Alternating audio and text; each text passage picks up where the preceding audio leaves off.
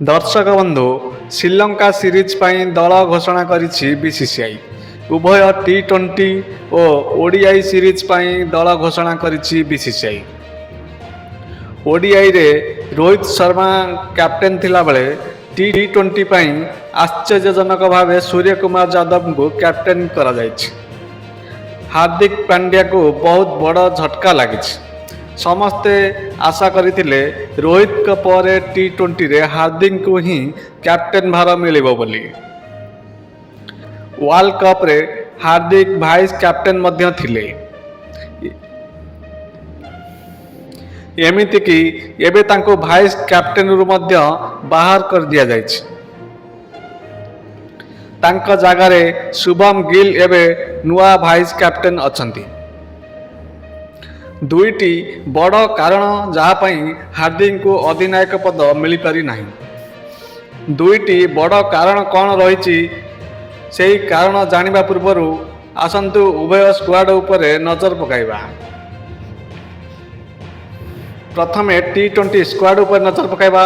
Suryakumar Yadav captain, Shubham Gill vice captain, Yashasvi Jaswal, Rinku Singh, Riyan Parag, Rishi Pant एवं संजू सैमसन को रखा जाए। ऑलराउंडर भाव हार्दिक पांड्या, शिवम दुबे, अक्षर पटेल, वाशिंगटन सुंदर को रखा जाए।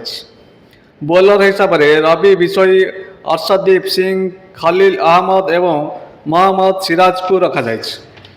आसतु एवं ओडीआई स्क्वाड पर नजर पकाइबा। Captain Rohit Sharma, vice captain Shubham Gill, Virat Kohli, Shreyas Iyer, Riyan Parag, Rishi Pant एवं केएल राहुल।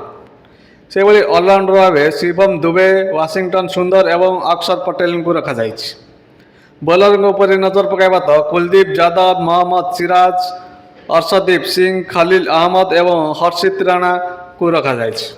दर्शक बंधु ईशान किशन, ऋतुराज गायकवाड़ एवं अभिषेक शर्मा भली प्लेयर को केउथिरे भी उभय स्क्वाड रे रखा जाए नहीं।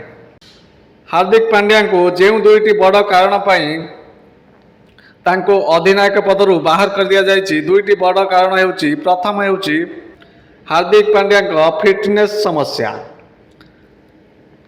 हार्दिक सबुबले फिटनेस समस्या लगी रही। बैक इंजुरी रही। एथिपाई से श्रीलंका ओडीआई सीरीज रे मध्य भाग नहीं नांती।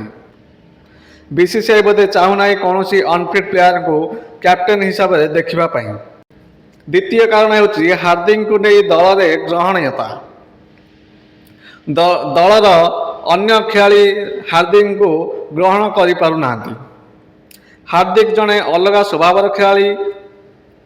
सबु समय कौन ना कौन विवादीय मंतव्य दे चर्चा रही था। हार्दिक पांड्या ये भी गोटे बड़ कारण हो पारे।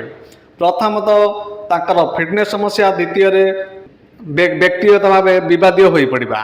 दर्शक बंधु आपन कौन लगुच हार्दिक पांड्या को कैप्टेनशिप मिलवा कथा कि नहीं कमेंट बॉक्स रे जरूर जनइबे।